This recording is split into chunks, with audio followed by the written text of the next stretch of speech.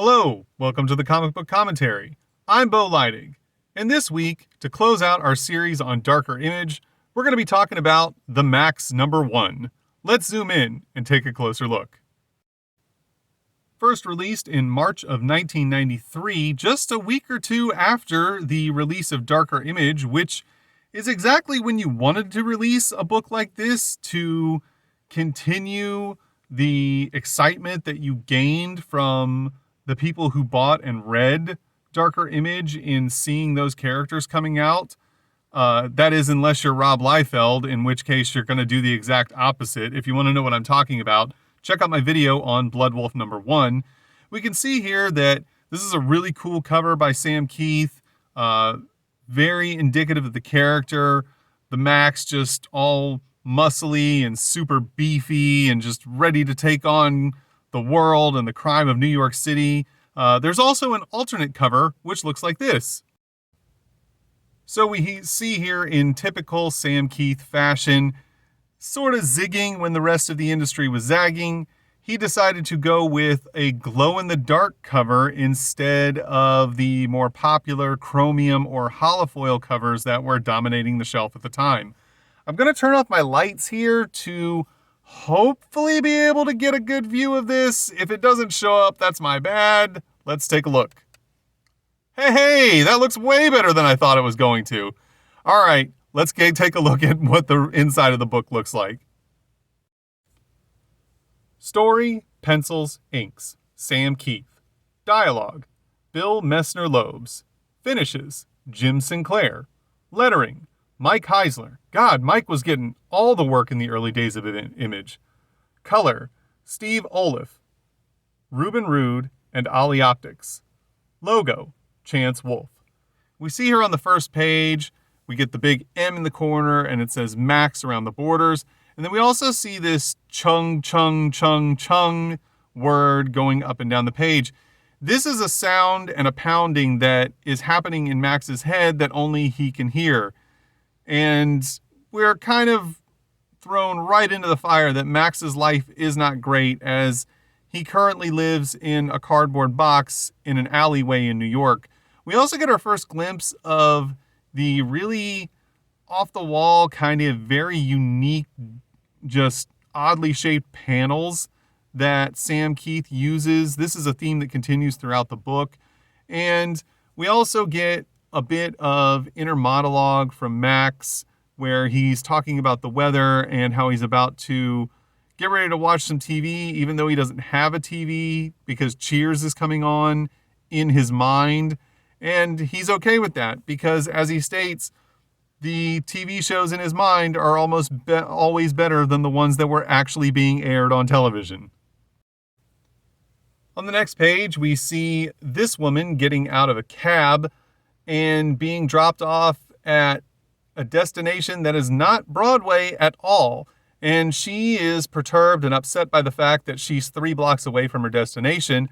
But that is because the cab driver is in league with these two nefarious characters, Fridge and Tego. And they're usually just waiting in the wings for someone to get dropped off. They then beat the heck out of them and steal their money, sometimes kill them, and then split all of the money that they steal with the cab driver. She is thrown down into the pavement by Fridge. Her purse goes flying, money's going all over the place. Tego is trying to gather it all up, and then he happens to see that he is not alone in the alleyway. We see here on the next page that there is a scuffle going on off page. Fridge is distracted by the sounds he hears and the screams that Tego is making, and he looks back and sees the box. And we see here Max's inner monologue saying that, sometimes people get away because of luck, sometimes it's fate, but sometimes it's him. Or sometimes it's the police. Because as Maxx realizes, the inner monologue that he thought he was thinking to himself was actually just him speaking out loud and not realizing it. The police waste no time in arresting Maxx because they believe that he's just some crazy bum who's attacking people in the streets. And I guess they just let Fridge go. And strangely enough, they completely forget all about or never saw the woman who was being attacked. She's very disoriented after being slammed down into the pavement, trying to figure out what happened to the police and what happened to the guy that saved her and if she should give him some money because she knows he's homeless. And she's talking to this shadowy stranger, and then she looks up and realizes that he's not the police or anyone that has her best interests at heart. And he explains to her that no, he is not a good guy, as we see him grab her and drag her off into the alley to do just as bad, if not worse, than what Fridge and Tigo had planned. And we see the cops driving away, asking one another if they had happened to have seen a woman back there. Here on the next page, we get two advertisements, one for 1963, or perhaps Mystery Incorporated, or maybe both. I don't know. It's a really confusing advertisement. I read it a few times and I couldn't tell what exactly it was saying in this ad. And on the next page, we see an ad for the 136-page trade paperback of Shadowhawk. If you'd like to know more about Shadowhawk, check out my video on Shadowhawk number 1.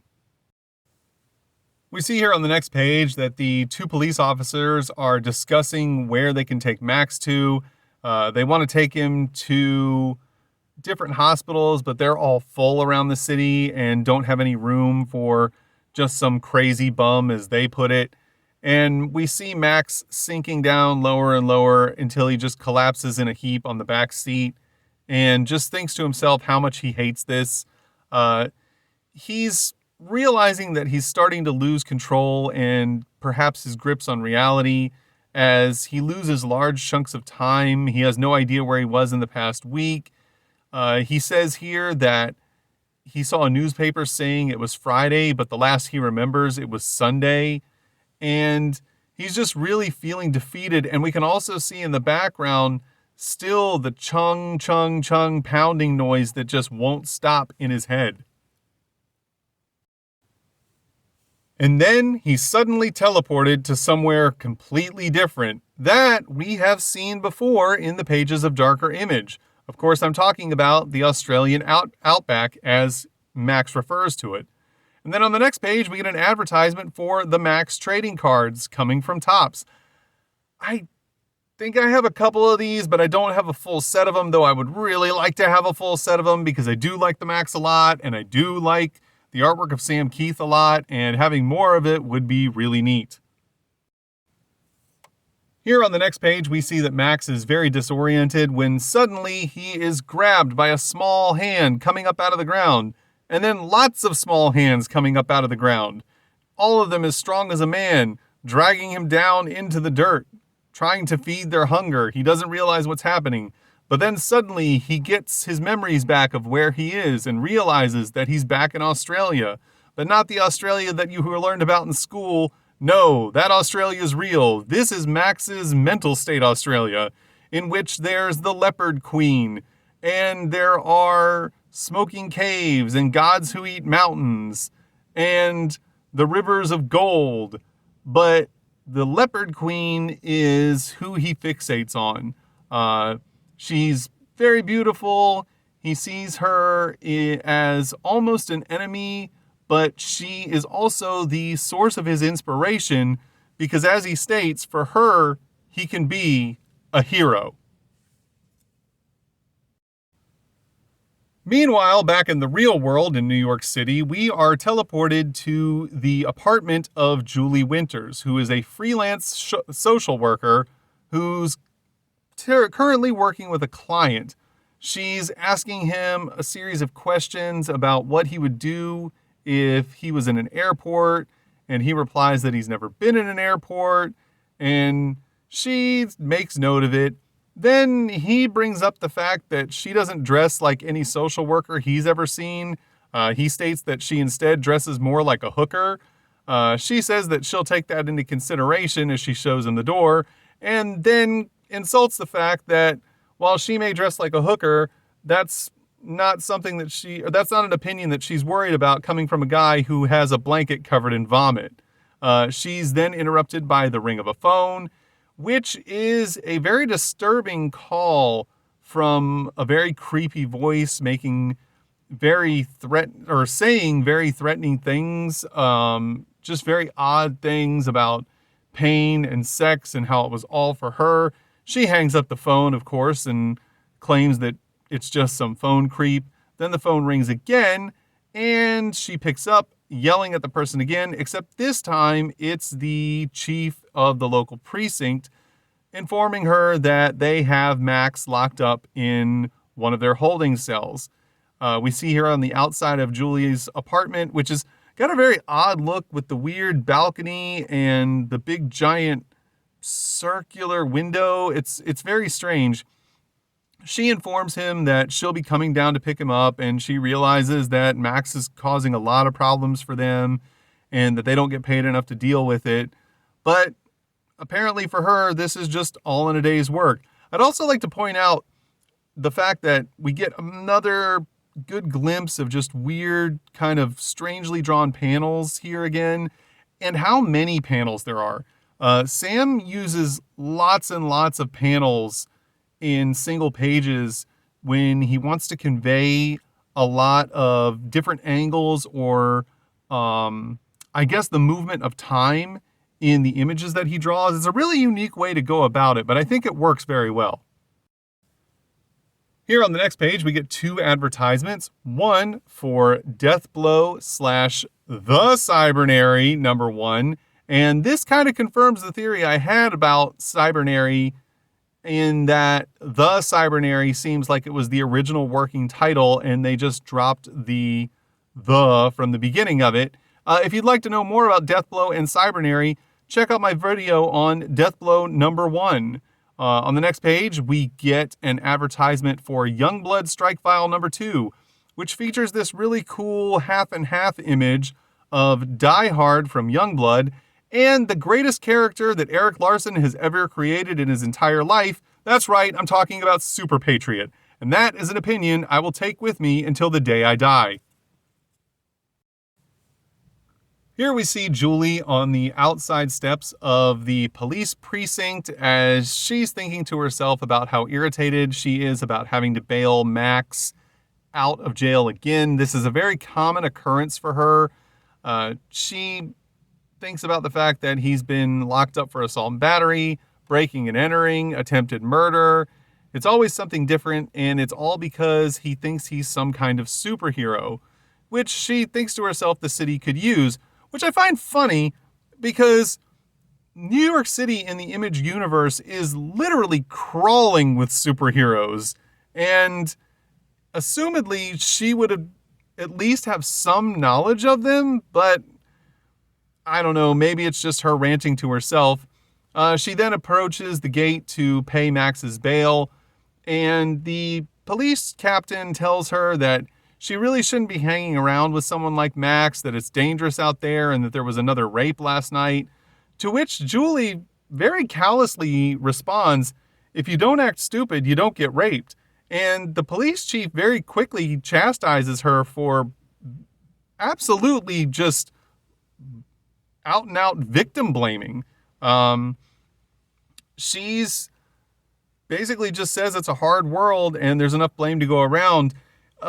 This is kind of a common theme for Julie in that she's not very, I guess, compassionate for victims of sexual assault, but this is a storyline that takes a long time to play out. It seems like it's a very just out of touch statement when we read it here, but there's a lot more behind it than we realize in this issue. She then approaches the cell to let Maxx out, which I find funny that the police chief just gave her the key to the holding cell. She's upset at Maxx because he almost bit one of the officer's fingers off. However, Maxx argues that it wasn't him, it was the mask. But Julie just kind of rolls with the punches and assumes it's Maxx being Maxx. She lets him out of the cell, and they head back to her apartment so that she can get him cleaned up and give him some new clothes. But he says just so long as the bath doesn't have any bubbles, because he doesn't like bubbles. We see here on the next page that Maxx is still having visions of himself in the outback, and then he realizes it's just a dream as he wakes up on Julie's couch. And he wakes up to her telling him that he's got to leave because this is her home and it is not a hotel. She gives him a clean coat and a new hat to help him hide the fact that he's a big giant purple guy wearing a mask and has claws and super huge feet. She wants him to be a little more inconspicuous. And we see that once again, she has changed her outfit. On the next page here, we are teleported to a laundromat where we see two teenagers hanging out doing their laundry. They're just kind of talking. We see the boy ask this girl here, her name is Glory, about the knife that she got. She got it from her dad for protection. He tries to get a little bit handsy with her, to which she quickly puts the kibosh on and tells him that just because they're doing laundry together doesn't mean he can get all handsy. And then she tells him to go out and buy them a couple of Cokes and cool off. But we then realize that despite that fact that she rejected his advances, she does seem to be fond of him. And, you know, despite that she calls him a dork, she also says that he's a sweet dork. But unfortunately, her attention then is grabbed by something not so sweet. We see here that she's alone in the laundromat and doesn't know who's there, but there is an inner monologue going on from a very dark and nefarious person. The washing machines all respond to his presence as they begin to leak water all over the floor. And then we see him slowly approaching through the doorway and his cape kind of expanding around and covering the laundry machines and the floor. And then his cape opens up to let out all these little monster guys here. And he just says, "Hi, honey, I'm home." One of them tries to grab Glory. She pulls up the knife and tells them to back off, that she'll cut them. But this evildoer here says, no, she won't. We then see her boyfriend / friend walking back up with the Cokes, trying to figure out a way that he can get, on her better side to hopefully make her a little bit more responsive to his advances, but then is, unfortunately for the both of them, caught off guard by a very terrible sight where we see here her knife's been broken in half with some shards of clothing, and she just says, "I hurt, oh God, he did things to me," and he doesn't know how to respond to what he's looking at.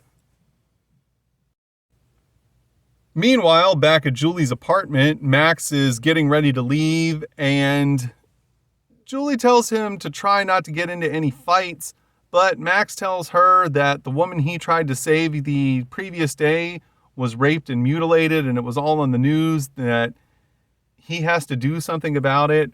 But Julie kind of chastises him and tells him that he's just a fanatic, and a few women who can't take care of themselves get messed with, and that he can't rescue all of them. She asks him what makes him responsible for their lives, and he just says, "I am the Maxx," and tells her to answer her ringing phone. She does, and is greeted by another message of just a recount of terrible things done to presumably Glory in the laundromat. But we see here that it is one of the small little guys wearing a coat and a hat holding a cell phone up to a payphone. She tells him to keep talking because presumably the police are maybe tracing this call, which the voice on the other side of the phone is well aware of, which is why he sent one of his little monster guys here. And Maxx is walking by the store where the call is being made from and happens to look inside and think to himself that he knows this guy and he's seen him somewhere before. And then he also asks himself why no one else notices that this guy is only 1.5 feet tall. The creature realizes that he's been made and quickly takes off running, and Maxx gives chase, following the little creature all the way to an alleyway between two buildings that's so small that Maxx can't fit through it. However, the creature has a hard time fitting through it as well. Maxx runs around the corner to try and cut him off, and just when he thinks he's about to get him, the creature jumps through the air and lands in a dumpster. So Maxx closes the lid, thinking he's got him trapped. Unfortunately, when he looks inside, he realizes that the creature was able to chew its way through the sidewall of the dumpster. Maxx then ponders to himself, if the creature can bite through steel, why is it running away? But then he sees it going up the side of a drain pipe. I'd also like to point out before we move on that there are literally 24 panels on this one page, which is such a wild way of conveying that entire sequence. But in a weird way, it totally works. You never get lost. You're fully aware of exactly what's happening, where all the action is headed, who's chasing who, where they're at. I got to applaud Sam Keith. Most people would never consider putting this many panels on a single page, but not only did he do it, he made it work. Here on the next page, we get a 2-page ad for Entertainment This Month, which is a service that you could use to order comic books. Presumably, if you maybe didn't have a comic book retailer in your area, and I don't know if this was necessarily worth it, or what the shipping prices were like, or good Lord, how long it would have taken you to get stuff. This wasn't online ordering. This was all done by mail. But, if you lived in a place where you couldn't get comic books otherwise, this was probably your only other option. We see here on the next page that Maxx gets to the top of the building chasing after the little monster guy, runs across the rooftop. The monster guy dives off trying to land on this awning, but unfortunately for him, he misses and splats on the ground. But unfortunately for Maxx, who does make it onto the awning, he was led directly to that little monster guy's master, who is the serial rapist that has been terrorizing New York City, who knows exactly who Maxx is and greets him, but refers to Maxx as Brer Lappin. Maxx wonders who is this guy and asks him to explain himself. And this guy just says that it's amazing that Maxx has forgotten all of this and doesn't know who he is, or the girl, or the Izzes, which is the name of these little monster guys. And then Maxx realizes that all of the things he thought were a dream are actually memories. And this guy here, still shocked that Maxx doesn't remember it, decides that he's going to finish Maxx off, but says that he hates killing amnesiacs. But then Maxx realizes in his mind that he's now remembering everything. On the final pages of the story, we get this really awesome 2-page spread. This is fantastic artwork by Sam Keith. Maxx is all muscled out, ready to fight. We see the rapist on the other side with his cape flared out, all of the Izzes piled up underneath him, ready to strike. And Maxx realizing that all of his memories are flooding back to him. The feeling of the sun on his back, the grass under his toes. He understands that the little creatures are called Izzes, but that they're twisted and different from being moved into this world from their own. To which this guy responds, yes, that's all true, but Maxx is going to die before he has a chance to tell anyone about any of this. And then Maxx realizes that once again, he wasn't just thinking to himself, he was talking out loud. Here on the very last page of the book, we get an advertisement for ProGuard bags and boards from Wizard. Once again, another image book with some sort of advertisement for Wizard in it. And on the reverse inside cover, we get the obligatory letter section that was in the back of pretty much every Image comic book of this time, where, again, it doesn't have a name, so there's a contest for the name, and if you got the name or your name picked in the contest, Sam Keith would then send you a copy of the Maxx #1 with the glow-in-the-dark cover, which I showed you earlier in this video, and another prize that he hadn't decided on yet.